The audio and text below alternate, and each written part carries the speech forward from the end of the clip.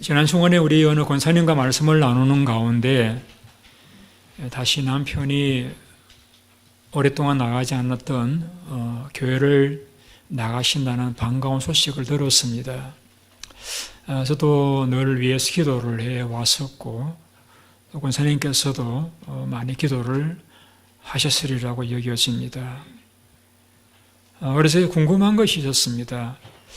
오랫동안 나가시던 교회를 쉬셨다가 다시 나가게 되신 계기가 무엇이라고 생각하시면 여쭤보았더니 대답이 이제 목사님 저희 남편은 과거에 기도 응답에 체험이 있습니다. 그래요. 자동차를 파시는 사업을 하시는데 한 번은 좋은 차를 도둑을 맞았답니다.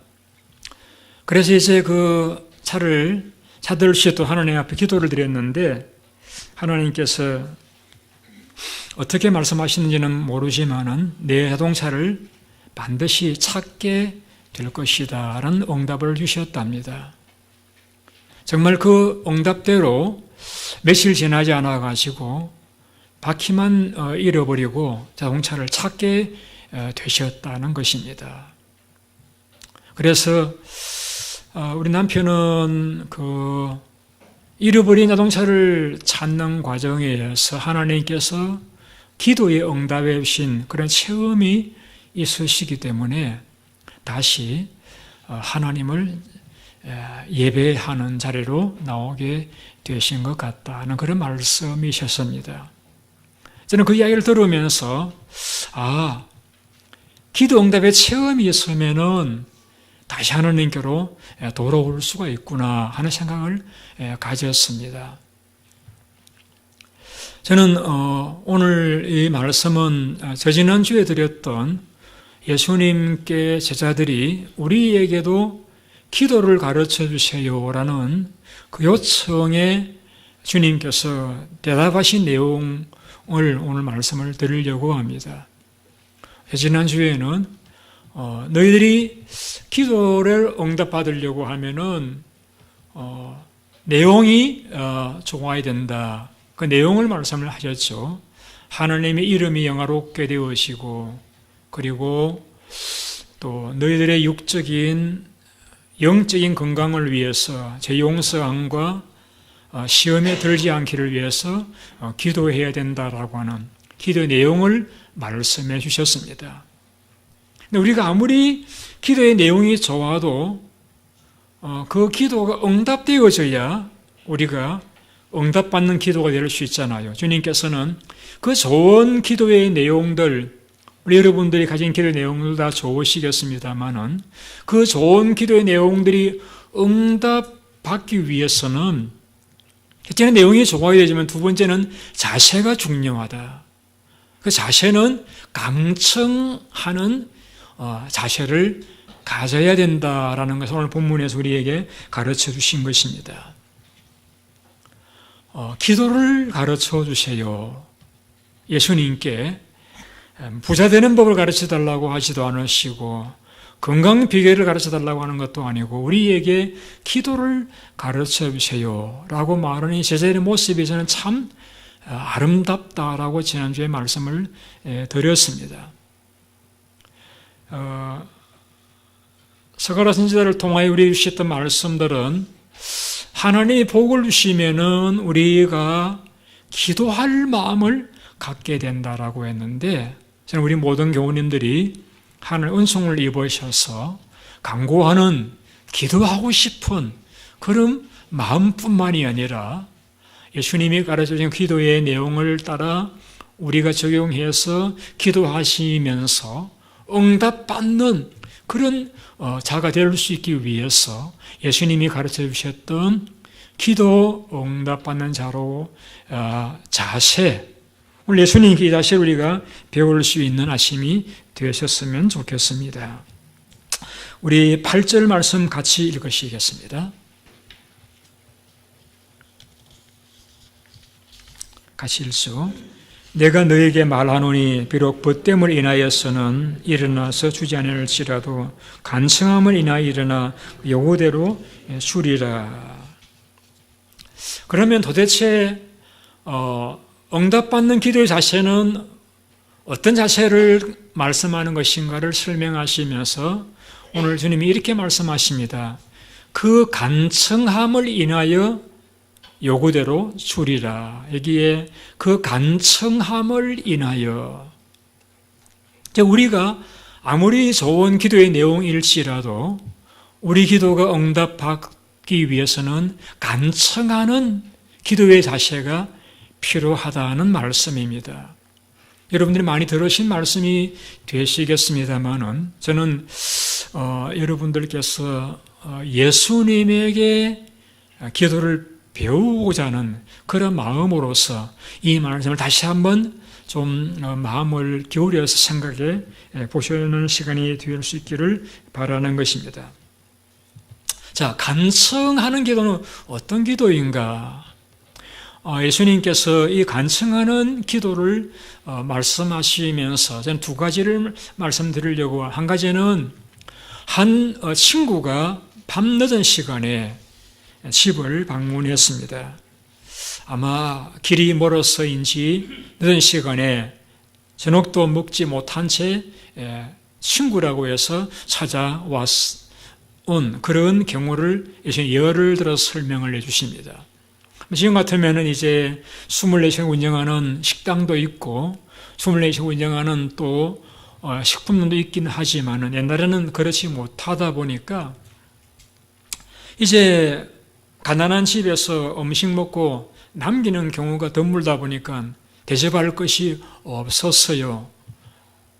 하는 수 없이 이웃집을 찾아가서 문을 두드립니다. 이미 늦은 시간이라 다 이제 잠을 자는 그런 시간인데도 불구하고 그 늦게 시장에서 찾아온 친구를 위해서 문을 두드리면서 떡 3덩이만 구워달라고 요청하게 되었습니다.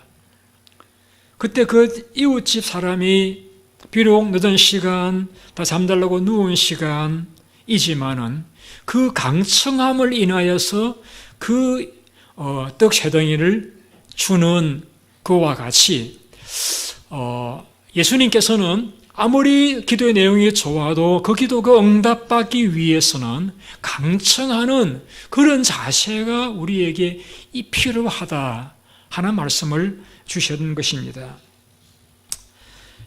마태복음 15장에 가보시게 되면 한 가난한 여자가 예수님께로 와서 자기의 딸을 고쳐달라고 요청을 드리게 됩니다. 예수님, 내 딸이 흉악히 귀신 들렸습니다. 그 딸을 고쳐주세요. 여러분, 저는 아버지로서 자녀를 대하고 집사람은 이제 어머니로서 자녀를 대하는데 가만히 제가 생각해 보면은 이 아버지로서 자녀를 생각하는 마음과 어머니들이 자녀를 생각하는 마음을 비교해 본다라고 하면은 아버지가 자녀를 생각하는 마음이 1이라고 하면은 어머니들이 자녀를 생각하는 마음은 한 10이나 20쯤 되는 것 같아요. 역시 피를 흘리면서 낳은 자식에 대한 그 사랑의 그 정도라고 하는 것은 참 제가 아버지입니다만 참 부끄러울 때가 많이 있습니다.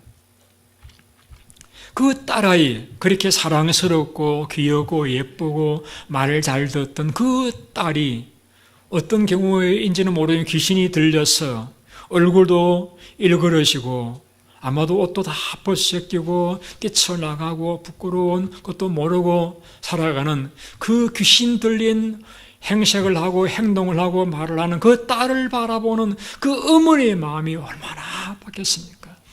예수님께 나와서 다윗 자손이여 나를 불쌍히 여겨주십시오. 내 딸이 흉악히 귀신 들렸나이다. 거기에서 그 어머니는 내 딸을 불쌍히 여겨달라고 하는 것이 아니라 자기를 불쌍히 여겨달라는 것입니다. 그 딸을 생각하는 그 마음의 고통 가운데 있는 그 그래서 딸과 자기를 동일시해서 나를 불쌍히 여겨달라고 내 딸이 흉하게 귀신 들렸나이다라고 요청을 하게 되었습니다. 주님이 그 요청에 대해서 한마디 말씀을 안 하십니다. 그러자 그 여인은 계속해서 다윗의 예수여 내 딸을 불쌍히 여겨달라, 나를 불쌍히 여겨달라고 그렇게 요청을 하니까 보다 못한 제자들이 예수님 저 여자가 와서 이렇게 요청하니까 보내시지요. 그 말은 기도 응답을 해드려서 가게 하시지요. 그런 말씀입니다. 그러자 주님께 하시는 말씀이 나는 이스라엘 집에 잃어버린 양 외에는 다른 데로 보내심을 받지 아니하였노라. 그 여자가 이방인이기 때문에 이방인들을 위해서 온 것이 아니라는 의미의 말씀을 하시면서 여전히 그 간구를 들어주시지를 않습니다. 그래서 그이는 또 주님 앞에 수 여자를 도와달라고 요청을 합니다. 그래서 주님께서 이렇게 말씀하십니다. 자녀의 떡을 가지고 개들에게 던지는 것이 합당하지 않다. 그 여인을 개와 같이 표현을 합니다. 그러나 그 모욕을 당하는 가운데서도 이 여인은 이렇게 말합니다. 주님 옳습니다. 그러나 개들도 주인 손에서 떨어지는 그 부스러기는 먹지 않습니까? 그 부스러기 은혜라도 베풀어 달라는 마음으로 주님 앞에 그렇게 표현하면서 기도를 드립니다. 주님께서 그 여자를 바라보시며 여자야 내 믿음이 크도다. 내 믿음대로 될지어다 라고 하시면서 그 여자의 귀신 들린 딸을 고쳐 주신 스토리가 마태복음 15장에 기록되어 있습니다.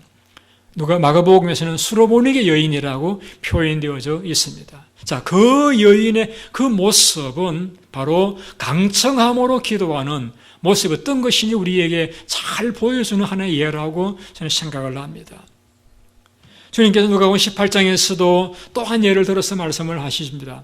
한 답답한 과부가 억울한 사정이 있어가지고 재판관에게 와서 자기 원한을 풀어달라고 합니다. 어떤 내용인지는 모르지만 대개의 내용은 아마 그 남편에 관계된 일이 아니겠는가. 아마 남편이 남겨두고 간 어떤 재산이 있었는데 그걸 누가 강탈해 그런 일이 있어가지고 너무나 억울해서 그 원한을 풀어달라고 하지만은 이 재판관 하나님을 두려워하지 않고 사람 무시하는 사람이다 보니까 그 여자, 특히나 그 가부, 그 무시할 수 있는 상대의 요구를 들어주지를 않습니다. 그러자 그 가부가 날마다 와서 그 재판관에게 내 원한을 풀어달라고 요청을 하게 되었습니다. 그래서 그 재판관이 이렇게 생각합니다. 내가 하나님 두려워하지 않고 사람 무시하지만은 저 가부가 날마다 나를 번거롭게 하니까 내가 그 원한을 풀어주리라. 하물며 하나님께서 그 택한 자들의 원한을 풀어주시지 않겠느냐라고 주님이 말씀을 하셨습니다. 여러분, 우리의 기도를 가르쳐 주신 주님께서 그 좋은 내용의 기도가 응답받기 위해서 한 가지 자세가 필요한데 그것은 강청함으로 기도하라는 것입니다. 간절함으로 기도하라는 것입니다. 대강 몇 마디 해보다가 안 되겠구나 그만두자 포기하고 마는 자세가 아니라 간청함으로 기도하라는 것입니다.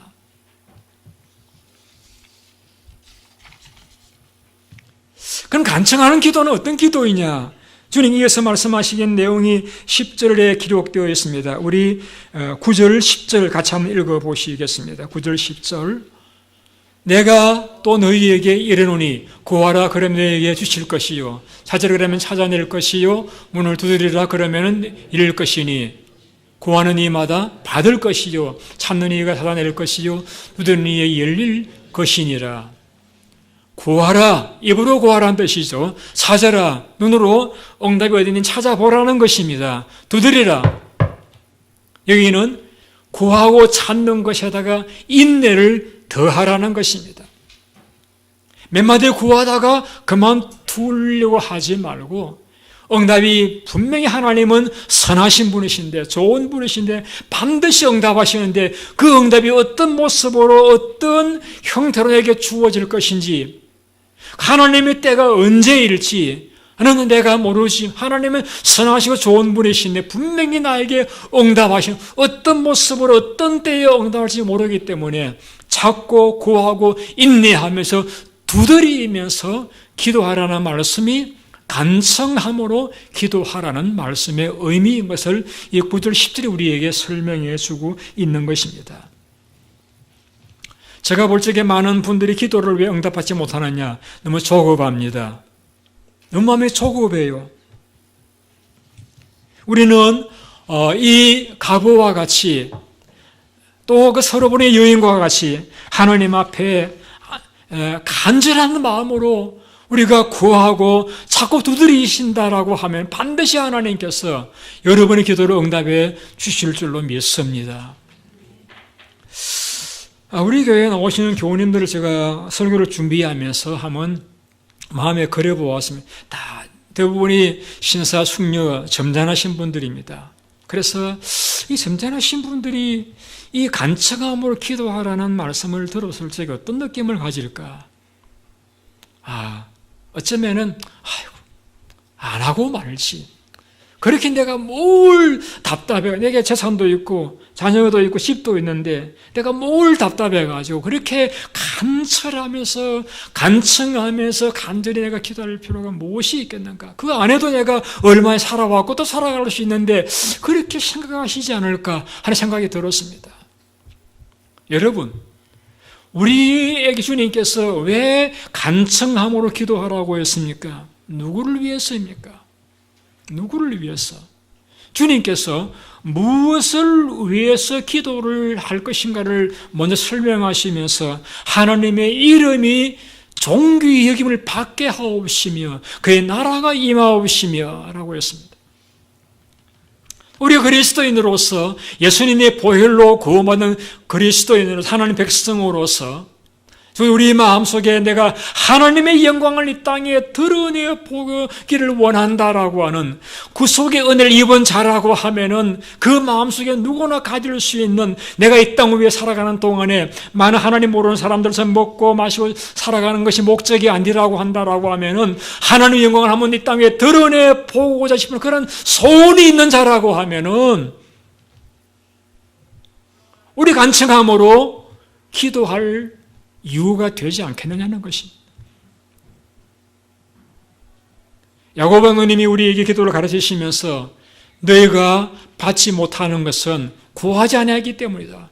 구해도 받지 못하는 것은 정욕으로 쓰려고 잘못 구하기 때문이라고 했습니다. 그러나 우리의 기도의 동기가 내 욕심을 위한 것이 아니고 하나님 영광을 위한 것이고 하나님 이름이 내 기도와 삶을 통해 영화롭게 되어지기를 원하는 소원이 있다라고 하면은 우리가 하나님 앞에 간청하며 기도할 수 있지 않느냐는 것이죠. 본문의 경우를 보십시오. 주님이 예를 드는 경우에 이 사람은 자기 배가 고파서 기도를 했던 게 아니에요. 친구가 왔는데 배고픈 친구가 먹지 못한 채 왔는데 그 친구의 배고픔을 충족시켜주기 위해서 부끄러움을 없어 뻔뻔함을 없어 가섭집을 문을 두드리지 않았습니까? 수로보는 여인의 자기의 그 딸을 위해서 하나님 앞에 그 예수님께 간청하며 기도하지 않았습니까? 참으로 우리 하나님의 영광을 위해 살아가는 그리스도인이라고 하면은, 참으로 내 형제를 사랑하는 그런 중심의 사람이라고 하면은, 우리 간청하면서 기도할 이유가 되지 않느냐는 것이죠.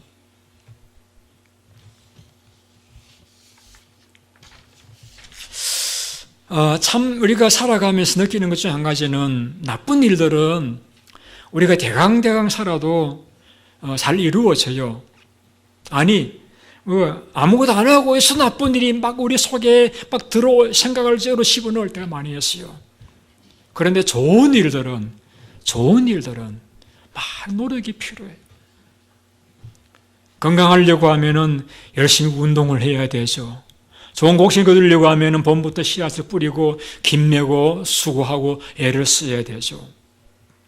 내 삶 가운데 사문 내가 하나님의 이름이 나를 통해서 영광을 받으시도록 하기 위한 그러한 목적으로 우리가 좋은 목적 가졌다라고 하면은 여러분 좋은 일에는 많은 시간이 걸려요. 그 좋은 일도 간구하고 구할 적에 당장 이루어지지 않을 때가 많이 있습니다. 그러므로 우리는 간청함으로 인하여 요구대로 주리라. 예수님의 가르침을 우리가 받아들여서 우리는 낙심하지 않고 포기하지 않고 하나님 앞에 계속적으로 간구하는 그러한 자세를 통해서 여러분의 기도의 응답에 체험을 가지는 분들이 다 되시기를 주님 이름으로 축원을 드리는 것입니다. 여러분, 이런 질문이 생기죠. 그렇게 좋은 뜻이라고 하면은 하나님 그냥 주시지 않고 왜 그렇게 오래 지체하시느냐? 저는 여러분, 종종 예수를 믿으시는 분들께서 하나님에 대해서 많은 오해를 갖고 계신다는 생각을 가질 때가 있습니다. 여러분, 하나님은 우리의 필요한 것인데 또 풍성히 갖고 계신 분이신데 우리가 달라고 하는데 자꾸 예를 먹이고 줄까 말까, 그런 하나님으로 여러분 오해하지 마세요. 여러분, 저는 종종 하나님은 우리와 같다는 생각을 가질 때가 있습니다. 좋은 의미에서 우리입니다. 자식이 학교에 갔다 와서 밥 좀 주세요. 그러면 밥을 줄까 말까, 예먹이는 부모 아무도 없습니다. 아, 그래? 당장 뭘 해서라도 주는 것이 부모의 마음입니다. 주고도 기쁜 부모의 마음입니다. 자식이 뭘 필요하다라고 하는데 거기에 대해서 줄까 말까 애먹이는 그런 부모는 안 계세요. 여러분, 하나님께서 악한 우리도 그렇게 하지 않는데 하나님께서 구하는 자에게 하물며 성령을 주시지 않겠느냐. 좋은 것, 너희가 악할지라도 좋은 것을 줄 줄 알고 하물며 너희 하늘 아버지께서 구하는 성령을 주시지 않겠느냐. 좋은 거 주신다는 것이에요. 좋은 거 주신다. 구하는 자에게 좋은 거 주신다는 것입니다. 그러면 그 좋은 것이 왜 우리가 느끼기로는 그렇게 더딘가? 여기에 대한 대답이 다니엘 10장에 기록되어 있습니다. 다니엘이 하나님의 뜻을 알기 위해서 기도를 드렸습니다. 하나님께서 그 다니엘의 기도를 들으시고 응답을 주셨습니다. 그런데 그 응답을 가지고 다니엘에게 왔는데, 하루 만에 응답을 주셔서 가지고 왔는데, 그 바사 국군이라고 하는 베르사 지역을 지배하고 있는 악한 영들의 세력이 응답을 가지고 오는 천사를 가로막은 거예요. 그 막은 기간이 21일이라고 했습니다. 그 동안에 미가엘 군장이 와서 도와줌으로 비로소 그 천사가 와서 다니엘에게 응답을 주었습니다. 그것이 다니엘 10장에 기록되어져 있습니다.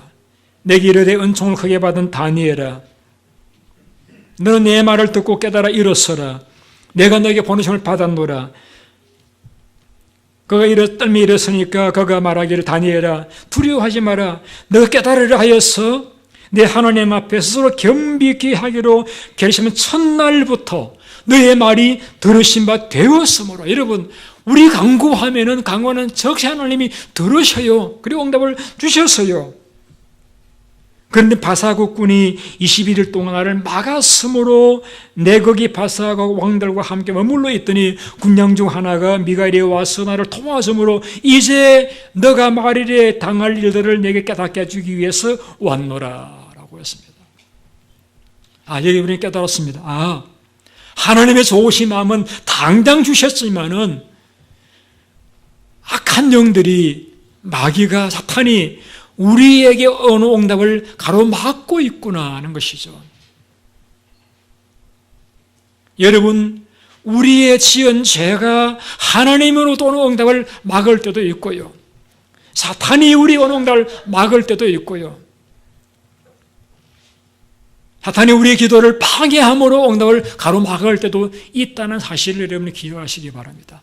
괜히 여러분, 좋은 하나님을 오해하시지 마시고, 하나님은 좋은 분이시고 부유하시고 주기를 기뻐하시는 분이시지만은 우리의 준비되신 못한 상태가, 사탄의 방해가 우리의 혼미한 영들에 의해서 방해받고 있기 때문에 응답이 더딘 경우들이 있다는 것도 여러분이 기억하시기를 바랍니다.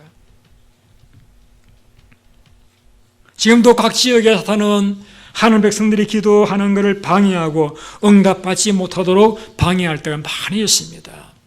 여러분 기도하시다가 죄짓지 않으시기 바랍니다. 절대 불순종하지 마시기 바랍니다. 하나님을 의심하지 마시기 바랍니다. 하나님께는 선하시기 때문에 반드시 내 기도가 응답되는 확신을 가지시고 포기하지 아니하시는 반드시 기도의 응답을 받게 되실 것입니다. 제가 지난 주간에 장현서 장로님이라고 하시는 분의 간증을 새롭게 하소서라는 그 시청을 하면서 들었습니다. 이분은 기독교 문화연구소 소장이신데 이분이 처음부터 예수 믿었던 분은 아니셨어요. 이분이 한 1000명 거느린 그런 이제 회사를 운영하면서 그는 잘 살았습니다. 날마다 예쁜 여인을 추구하고요. 그리고 점치는 거 좋아하고 이렇게 즐기는 삶을 살아갔던 그런 사람이었습니다. 한 번은 또 소문을 들으니까 아시아의 모든 귀신들을 자기 지하실에 모아놓고 점을 치는 용한 점쟁이 있다는 말을 들었습니다. 그래서 그 점치는 사람을 찾아갔답니다. 너무 사람들이 많이 와가지고 자기 순서 한 달 뒤에 오라고 하더랍니다. 한 달 뒤에 다시 찾아갔더니 이 점쟁이는 시퍼런 짝두날 위에서 춤을 추면서 점을 치는 사람인데 또 보더니 그릇을 가져다가 45도로 이렇게 비스듬히 세워놓고 그 위에 물을 붓더랍니다. 그러면서 묻더랍니다. 자, 당신 이 그릇에 물이 차겠느냐 안 차겠느냐? 차게 보니까 이 말도 안 되는 질문이에요. 그릇 비스듬히 해놓고 물을 부으니까 다 흘러나가 버리지 그 물이 찰 리가 없는 그런 질문을 하기에 귀가 막혀서 이게 지금 나를 놀리는 것인가 이렇게 생각하고 있는데 그러면서 하는 말이 하나님이 당신 재산을 다 불어버릴 것이다.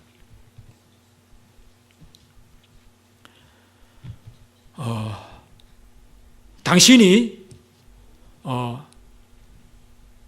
만약 교회를 나가면은 예수를 믿으면은 지금 점쟁이 하는 말 예수를 믿으면은 하나님이 1년에 회사를 하나씩 줄 것이다. 그런 말을 합니다. 말도 안 되는 말을 듣고서 자기가 각각 계시는 다른 점쟁이를 찾아가서 그 이야기를 했더니 그 점쟁이 미친 사람이다. 그러더랍니다. 자기도 그 미친 소리를 들었다고 생각하고 막 잊어버렸대요. 석 달 후에 신문을 보았더니 큰 회사가 부도를 당했다는 그런 기사가 실렸습니다. 근데 그 회사는 어느 회사인가 하면은 자기가 거래하는 모 회사입니다. 그 회사 부도를 당하면서 자기도 부도를 맞게 되었는데 그 금액이 29억 8천만 원입니다. 졸지에 모든 집 세간에는 빨간 딱지가 붙여지고 자기들은 길거리에 나가앉게 생겼습니다. 그 충격과 엄청난 그 소용돌이 가운데서 이 사람이 그 석 달 전에 만났던 그 점쟁이의 말을 떠올리게 되었습니다. 하나님이 너의 재산을 다 풀어버릴 것이다. 예수를 믿어라. 교회를 나가라. 그러면 1년에 회사를 하나씩 주실 것이다. 그 말이 생각이 나더랍니다. 그래서 교회를 찾아갔대요. 조그만 개척교회였는데 생전 처음 나간 교회인데 다윗이 누군지 솔로몬이 누군지 몰라요. 근데 그날 무슨 설교가 솔로몬의 사람이 있는데 1,000번제를 드렸더니 하늘 꿈에 나타나셔가지고 너는 내게 구하라. 내가 너에게 뭘 줄고 그러니까 지혜를 달라고 했더니 하나님 지혜도 주시고 부귀영화도 주셨더라 하는 그 이야기를 들었습니다. 그 말 듣고서 그 마음속에 성령께서 어떤 생각을 주시는 거예요. 나도 1,000번제를 드려보자. 그러면은 솔로몬도 주신 하나님께서 내게도 복을 주시지 않겠는가 하는 마음이 들어오더래요. 그때부터 이제 목사님 약속을 내가 1,000번제를 드리겠습니다. 어떻게? 주일마다 예배를 드리죠. 주일 예배 1년에 52주니까 1,000번, 그럼 한 20년 걸리겠네. 이거 어떻게 한다. 고민하다가 교회에 와서 기도하는데, 야, 그 예배를 2번 드리면 10년은 줄어들지 않느냐. 거기다 새벽기도 드리면 또 더 줄어들지 않느냐. 그러니까 새벽기도 7번, 목장 예배, 주일 1부 예배, 2부 예배, 저녁 예배. 이러니까 2년을 수료되네요. 2년 동안 하루도 빠지지 않고 예배당에 가서 예배를 드리는 거예요. 하나님 앞에, 하나님 제가 부도를 당해가지고 돈은 없지만은 제가 성의껏 헌금하겠습니다. 꼭꼭 헌금을 드리면서 드렸더니 하나님께서 이 작은 강도님의 그 믿음대로 29억 8천만 원 다 갖고 새로운 회사를 주셔가지고 잘 살게 되었답니다. 이게 전반부 이야기입니다. 그런데 이분이 이제 회복이 되고 난 후에 가만히 생각해 보다 보니까 이게 우연의 일치가 아닌가.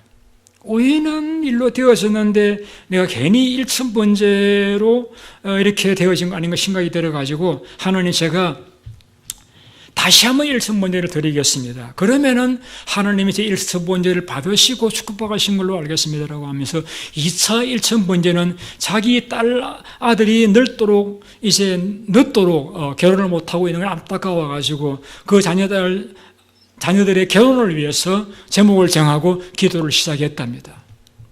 한 600번 기도하니까 아들도 딸도 다 시집장가를 다 가게 되더랍니다.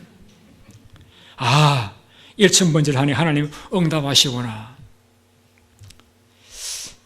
이제는 내가 나를 위해서만 기도하지 말고 하나님을 위해서 내 기도를 해야 되겠다. 마침 나가던 교회가 울산중앙교회인데 교회가 자그마하고 사람들은 많고 예배당을 건축하려고 하더랍니다. 그래서 내가 하나님 제가 다시 한번 일천번제를 드릴 테니까 이 예배당 건축에 기여할 수 있는 재물을 달라고 기도를 시작했답니다. 그 기도대로 하나님께서 일천번제를 드리는 동안에 그에게 많은 건축금을 드릴 수 있도록 축복해 주셔가지고 예배당을 잘 지었답니다.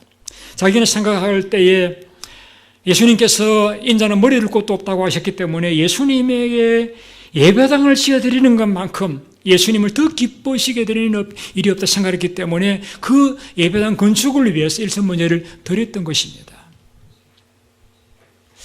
그렇게 3차가 끝나고 나니까 그 마음속에 그 후에 그가 이제 매달 선교를 위해서 매달 4,500만 원씩 선교금을 드렸는데 한국에서 사회 부도가 나게 되면은 많은 경우에 다시 재개하는 것이 힘들답니다. 저는 사학과 아니고 잘 모르긴 합니다. 그분이 이야기가 그래요. 그래서 내가 외국에다가 회사를 세우게 되면은 계속적으로 선교를 할 수 있지 않겠는가 해서 하늘 다시 한번 4차 일천번제를 드리면서 외국에다가 선교할 수 있도록 내가 회사를 가지게 해달라고 기도를 했답니다.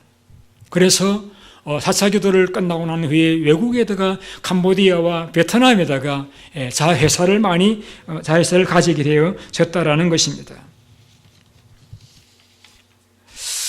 그런 다음에 그가 이제 5차는 왜 했는가 하면은 하나님, 제가 한번 생각해 보니까 하나님, 저만 일천번제를 통해서 이렇게 복을 받는 게 너무 아까워요. 예수님들이 많이 계신 그분들도 나처럼 일천번제를 드려서 하나님께 복을 받았으면 좋겠습니다. 그래서 내가 5차 일천번제를 드릴 테니까 하나님 이 기도 끝나고 나면은 나를 강사로 불러다니게 해달라고, 내가 체험한 간증을 다니면서 간증하게 해달라고, 그렇게 그 제목을 5차로 시작했답니다. 그런데 한 400번쯤 하니까 섭외가 들어와서 간증해 달라는 요청이 들어오는데 지금은 주일마다 한 주도 빠지지 않고 나가서 간증을 하고 다니신다는 그런 말씀이었습니다. 지금은 7차를 하려고 하는데 그것도 7차는 그 외국의 아프리카의 가난한 사람들의 우물을 파주는 그 사역을 위해서 하고 있다는 그런 간증을 들었습니다. 그런데 그가 이렇게 일천번제 기도하면 하나님 응답하신다라고 간증을 하고 막 강조를 하는데, 그래서 다른 많은 교인들도 그 집회를 통해 은혜를 받고 일천번제 하는데 불구하고 응답받지 못한 사람들이 와서 항의를 하는 거예요. 왜 당신은 된다고 하나, 왜 우리는 일천번제 드리는데 왜 응답받지 못합니까? 이렇게 항의를 받았답니다. 그래서 그분이 이렇게 이야기했습니다. 제가 볼 적에는 잘 되는 교회, 부흥하는 교회는 다 이유가 있다. 축복받는 성도에게도 이유가 있습니다. 그러면서 자기가 1,000문제를 드리면서 5가지를 꼭 지켰던 것이 있다는 것을 간증을 해 주었답니다. 그것은 첫째는 주의를 성수하십시오. 하나님께서 우리에게 6일을 다 하나님께 드리고 하루만 너를 위해 살라고 말씀하지 않으셨고 6일은 너를 위해 살고 하루는 나에게 달라고 했는데 그 하루마저도 도둑질하지 마시고 꼭 주일은 하나님 앞에 나가서 예배드리고 그런 경건하게 하루를 지내십시오. 주일을 성수하십시오. 두 번째는 목사님에게 순종하십시오. 목사는 하나님의 종인데 하나님의 종과 싸우려고 하는 것은 계란 높이에 신은 것 같습니다. 꼭 목사님이 비록 도둑질을 하라고 하더라도 순종하십시오. 그분의 이야기입니다. 제 이야기는 아니고요. 세 번째는 어떤 일이 있더라도 감사를 드리세요. 헌금이 하나님은 동년 두일도 받으시는 분이신데 헌금이 적고 많은 걸 떠나가지고 늘 하나님의 감사한 마음과 감사를 드리는 삶을 살아가십시오. 네 번째는 1년에 한 명씩 전도를 하십시오.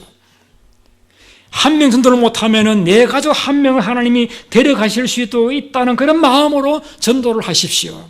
그래서 이분은 전도왕, 매년 전도왕을 자기가 상을 차지했다고 합니다.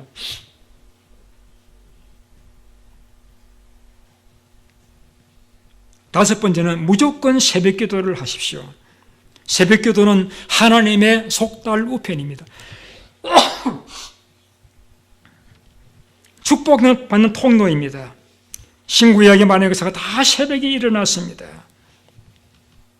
이 5가지를 지키면서 1,000문제를 해도 응답받지 못하는 분이 있으면 제가 재산을 나누어 드리겠습니다. 여러분, 제가 이 장현수 장로님의 간증을 들으면서 제가 뭘 생각했는가 하면 참 이분은 참 욕심이 없다. 저 같으면 1,000번제를 드린다라고 하면 한 10가지쯤 제목을 가지고 기도할 텐데 한 가지 제목을 가지고 1,000번 제사를 드렸다. 참 이분이 순수하고 욕심이 참 없는 분이고 하는 마음을 생각이 들었습니다. 여러분, 저는 여러분들에게 여러분의 영광과 여러분의 안위를 위해서 1,000번제를 드리라고 제안하고 싶지는 않습니다.